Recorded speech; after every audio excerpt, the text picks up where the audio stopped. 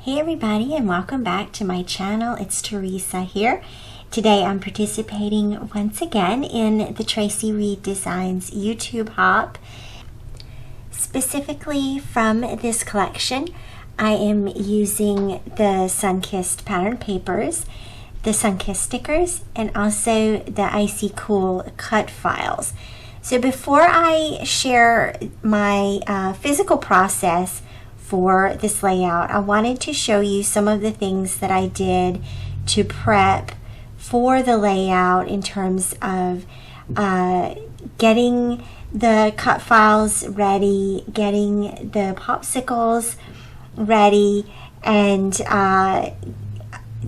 making all that a little bit simpler. I've got some tips for you to make it just a little bit simpler to complete a process like this. Okay, so first off, what I did was in Photoshop, I opened up a blank 12 by 12 canvas, and then I began adding the popsicle cut files into the canvas. And at first, I just did the first 1, 2, 3. So 3 cut files, and they're multiplied times 12. And so what this gives me is the popsicle with the lines, the very first one, the one with sort of the little background, and it looks kind of like it has some little peanuts or something in it. Let me zoom in here. And then this other one that is actually my favorite, that has the little lines going through it. And there's actually a couple of versions of that. This one has the lower part masked off and the top part is left blank. And so I've done that both ways here. I sort of altered that a little bit so that it would work. And so after I had all of the different types of popsicles in place, and I just copy and pasted them across the whole layout. So this gave me a total of 36 popsicles. And I will say this, that you don't have to use this many. If you wanted to make your popsicles a little bit larger, of course you can do that. Because it was a little bit labor intensive, but like I said, I'm going to show you some of the things that I did to help make it a little bit easier. So that was first just getting the cut files onto one sheet. And yes, I am working on 12 by 12. There's some limitations to working on 12 by 12 when you bring this into silhouette, but it was okay for this time, because obviously, you know, you're not going to be able to use your registration marks. So it's a little bit of a risk there, but I was willing to take that risk. So that's what I called the silhouette cut file. This is my cut file that I then ran through the silhouette using sort of an off-white, almost gray cardstock. And then the second file that I made has the pattern papers behind it. And so let me show you sort of what that looks like. First off, let me hide all the layers and then bring up just one. And so all of the, notice how, of course, I have all of the different types of popsicles in a row. And so what that did for me was then it allowed me to put all of one type onto its own layer. So where is this layer now? There we go. So layer 12 has all of this type of cut on it. And then I was able to bring one by one the pattern papers onto that layer. and clip those to the clipping mask, so that it helped make that process a little bit easier. And I just brought them in one by one and clipped them to those shapes so that it made it a little bit easier a little bit easier to get the pattern paper where I wanted it. And some of them overlap, and that's fine. There's one or two of some of them, and that's okay too. It's not an exact science or anything like that. Mostly it was just for fun. And then I will say that you can run this through the silhouette if you want. Let me go ahead and turn everything back on for you. I did have the original cut file that's overlaid, and so this is what goes through the printer. And when I printed this, it was printed on 13 by 19 cardstock, and then I hand cut. But you could say a kiss and a prayer for your silhouette and send it through your silhouette without the registration marks if you wanted to. These are the papers that I brought in, and so they are the Traveler's Notebook size papers. And then I sized them down a little bit more. They're more like 3 by 5.8 something. Just so that the scale of the pattern was a little bit smaller than a little bit smaller to fit inside these little spaces. The other thing that you would want to do is bring in some of your photos. And so you saw on my layout, I have 4 photos that I brought in, and I just laid those over top wherever they ended up. I didn't save that version of this page just because the photos were a one-time print kind of thing. And then the other, that's the, oh, I have it twice. Okay, I see. So this was the print file for that one, and this is the cut file. They're both the same, really. But that way you have 2 different, you're going to create 2 different files. One for your cut files that's going over top of the pattern papers, and then one for the pattern papers itself.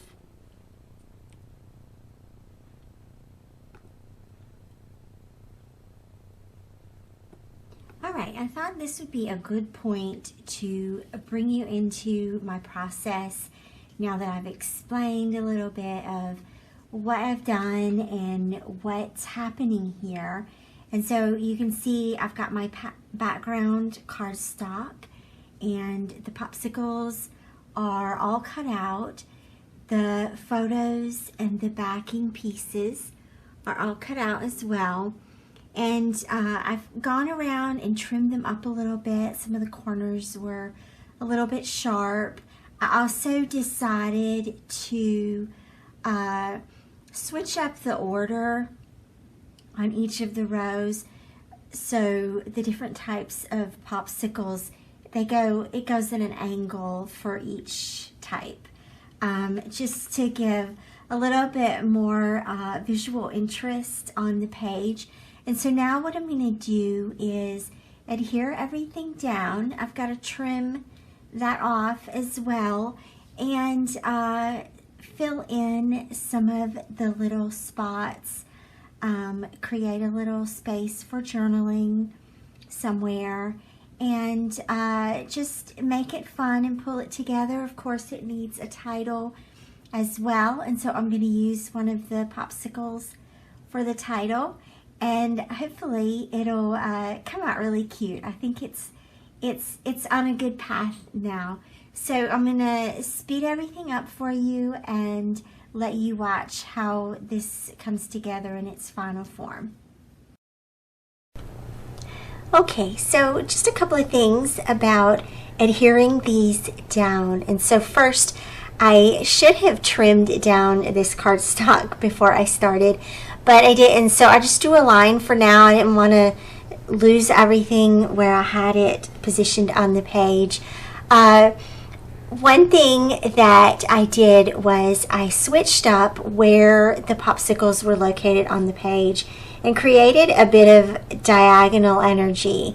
And so the way I did that was, for example, if you look at the very first popsicle at the top of the page with the stripes, that one shows up in the first position on the first line, and then on the second position on the second line, and the third, and so forth, just to create a little bit of the visual interest, as if there wasn't already enough visual interest here on the page. And also, I did not glue them in a straight line exactly. I gave a little bit of variety there within each row. Even though it's very organized by row, there's still a bit of vertical movement there. So I'm going to speed up the process here and let you listen to some music while I keep adhering these down.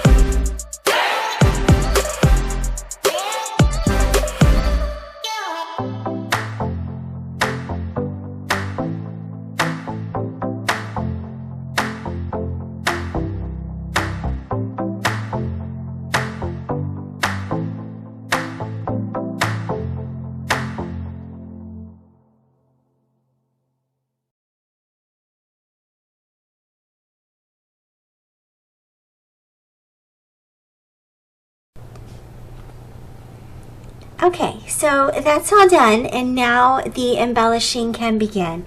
And so I'm still keeping this sped up pretty quickly for you to try to get through the process.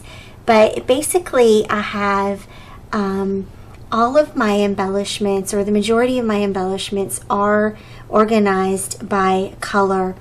And so first, I'm going to pull some of the stickers from the Sunkissed kit here and start with those to create the home base for the embellishment clusters. And then I'm just going to go through and select some physical embellishments to add to the page.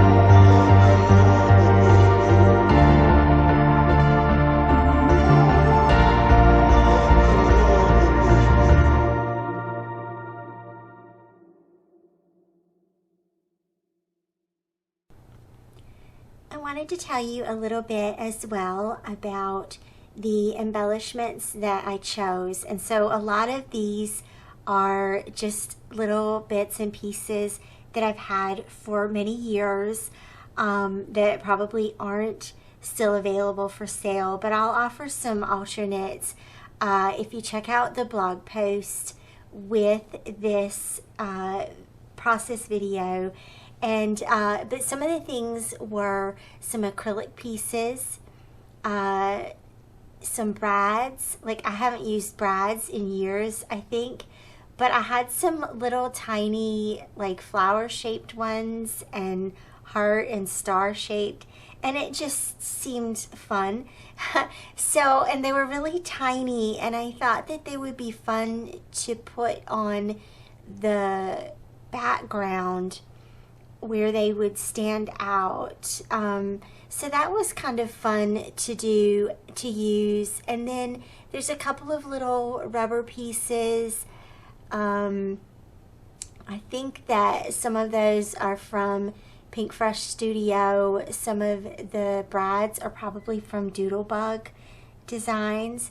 There's some chipboard pieces that I brought in. The little felt heart, I think that's an Ali Edwards piece. And the little shaped paper clips, the little flower shaped paper clips. I feel like those were probably from Freckled Fawn.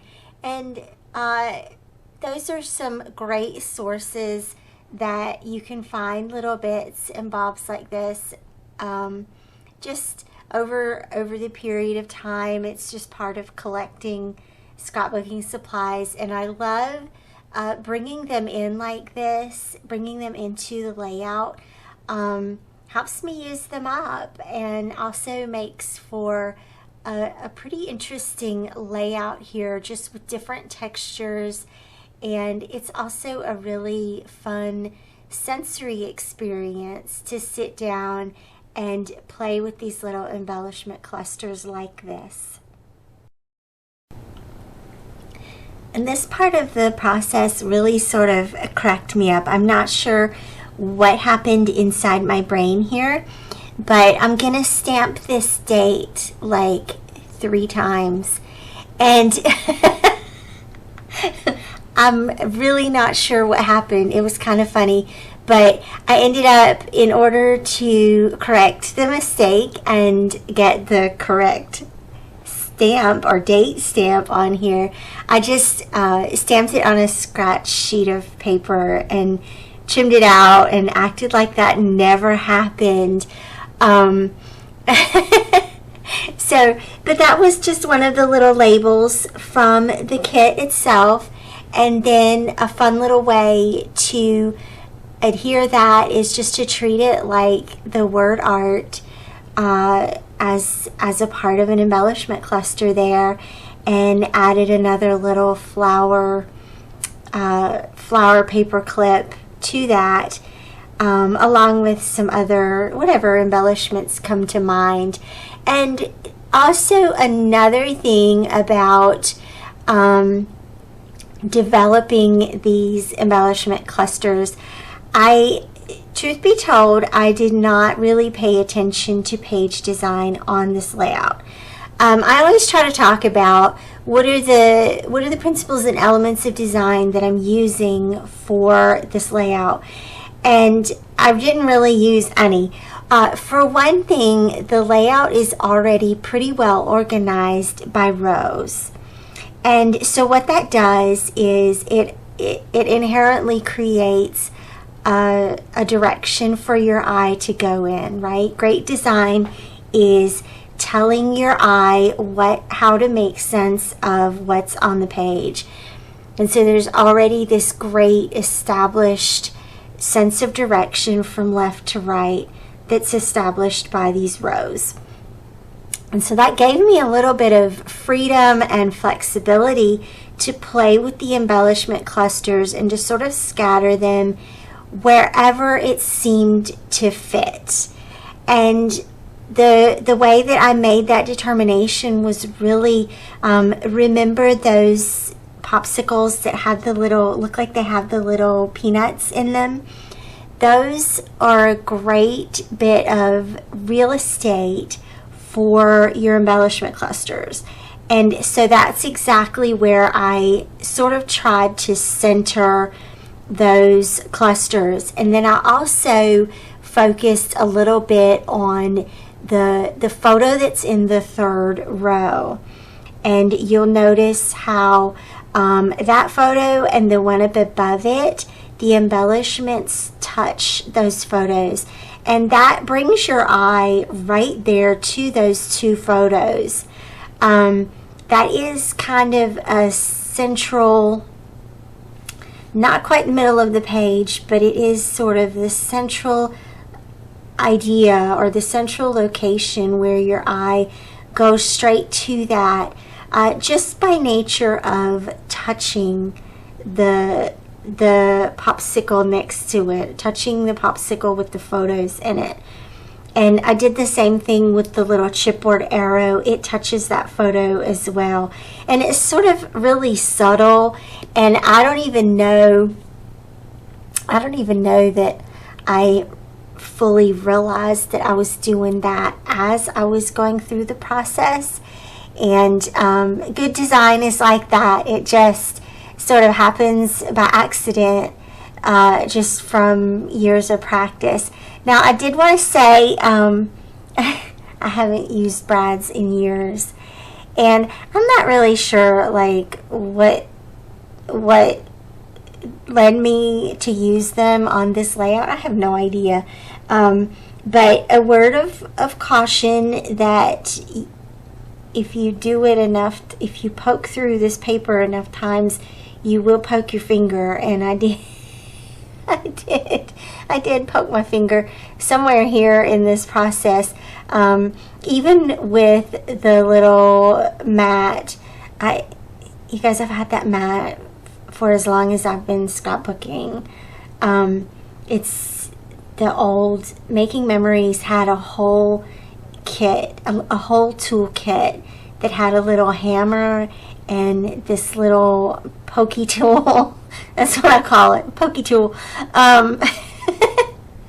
And some other little, like it had a punch that you could use for setting eyelets.